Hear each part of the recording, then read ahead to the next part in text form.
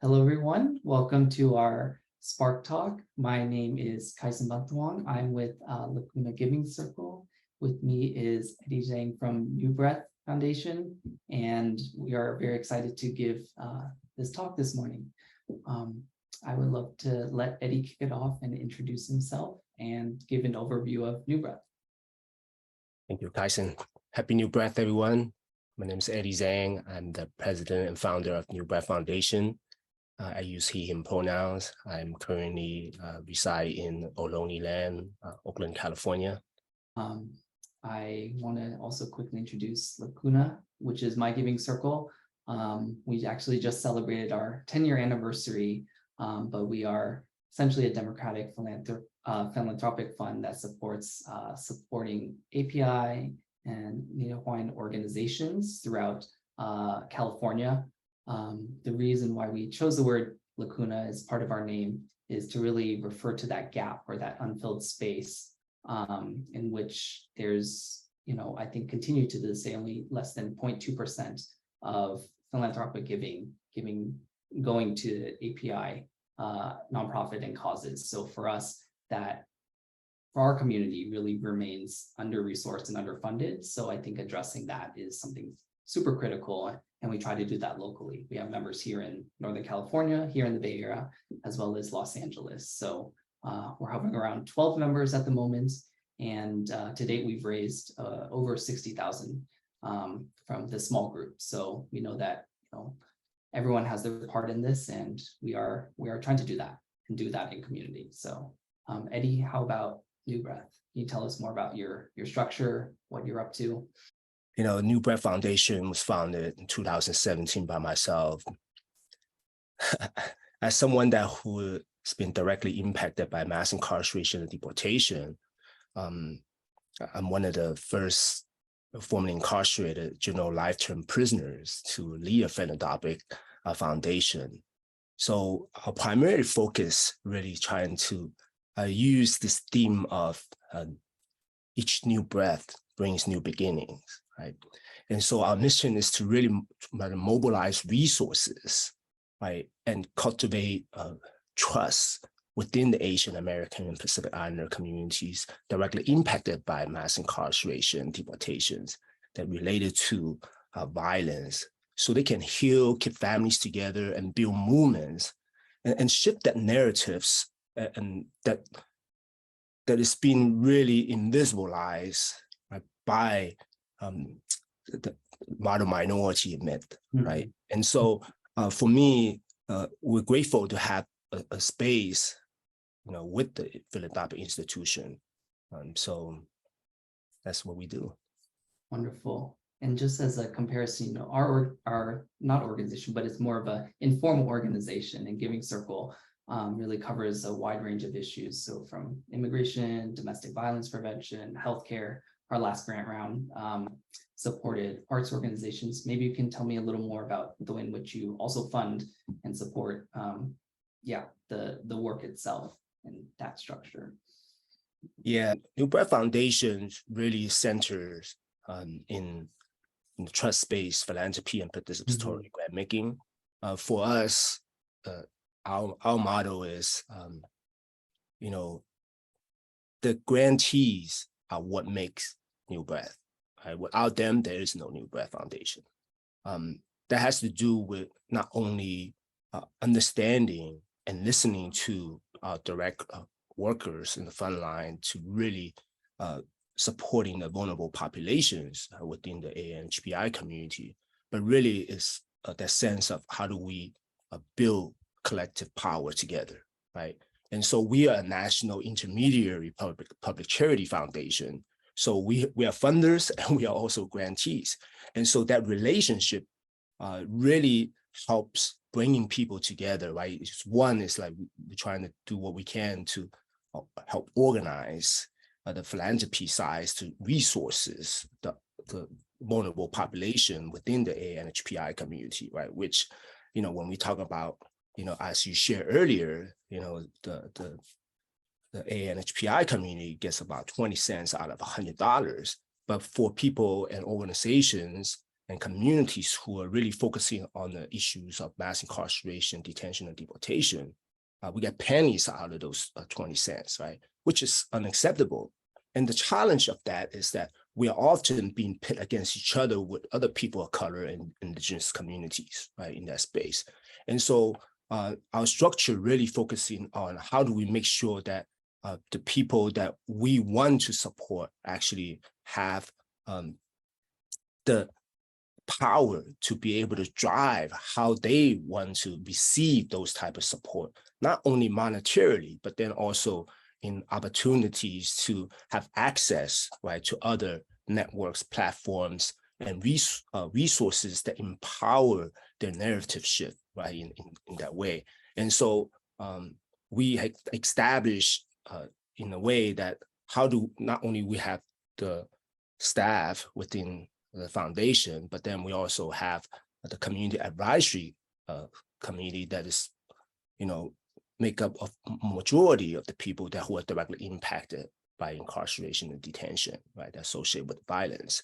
And so as part of this process, we are able to really engage in having the grantees that we already have relationships or other people within the CAC and then other grantees who have relationship with people who are on the ground doing the work to make recommendations, right, on like getting funded, right? So because we are a smaller startup foundation, so we do invitation only. And so our invitation only proposals are relying on the field to make sure that, the people who are doing the work are getting the resources and well respected within the community, right? Then, so I think that's where it's important. And then the other thing that's important for me is that even though I helped founded the foundation, I'm still on the grounds organizing and then also connecting with people, building relationships, right? And continue to cultivate opportunities to collaborate. And so that's something that I really enjoy doing, right? And I have 6 staff, including myself, and the staff all came from communities, right, that they are serving right now.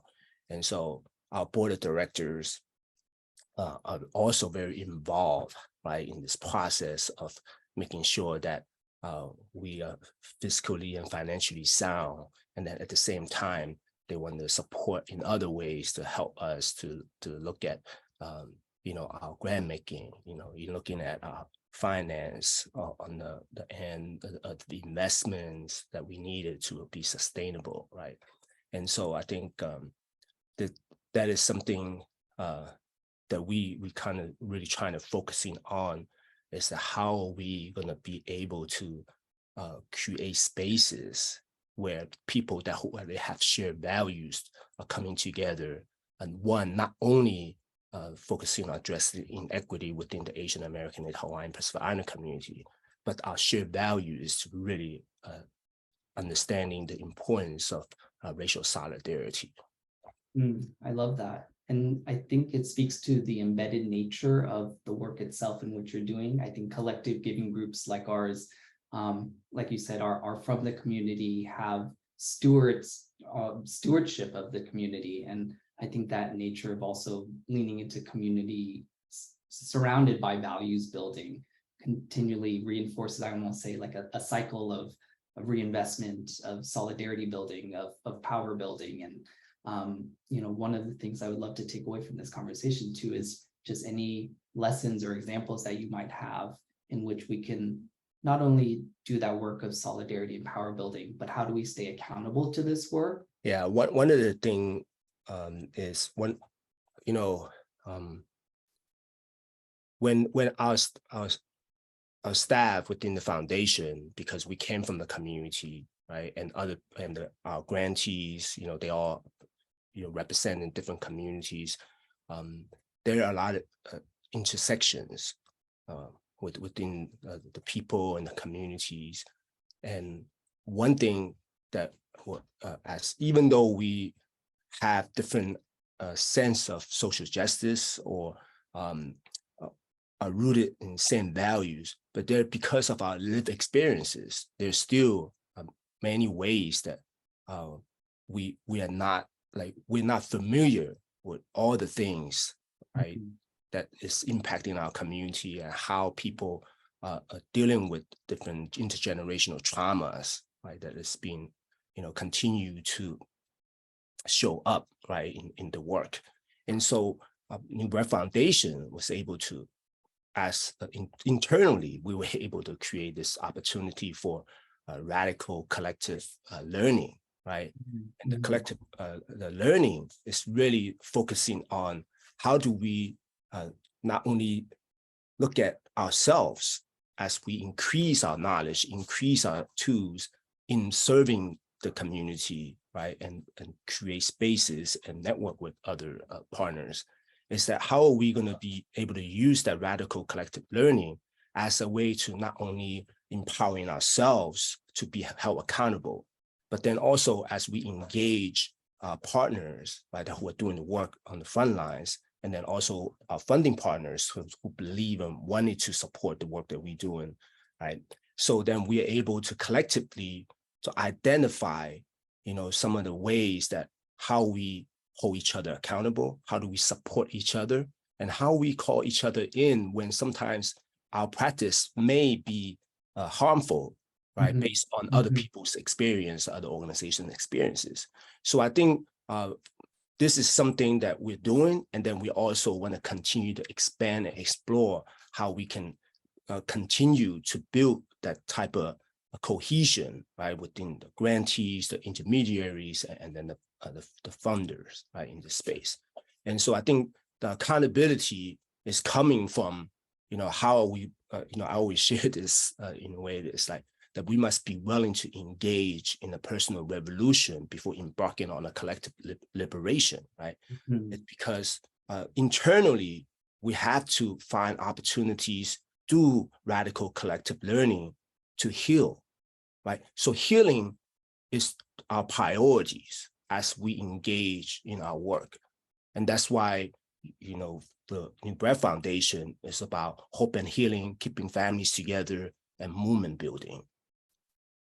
Wonderful. Yeah, there's a sense of also in that learning, a mutuality, I think shared across not only internally, but also with grantees and outside with the community. And I think for our giving circle, we're very excited to take that next journey. So we're very inspired by what you're doing and would love to further learn. So I know we're very short on time here, but with that, I think, is there any closing thoughts that you would have for the Unity Summit audience around supporting collective giving groups like yours or ours to better fund and better support the AA and HPI community?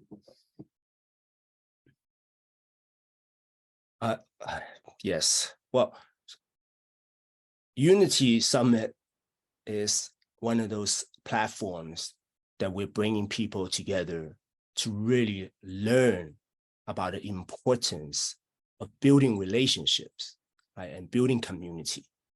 And when we build relationship and when we build community, then we have at least, right, the familiarity of what we're doing, what values are we standing on.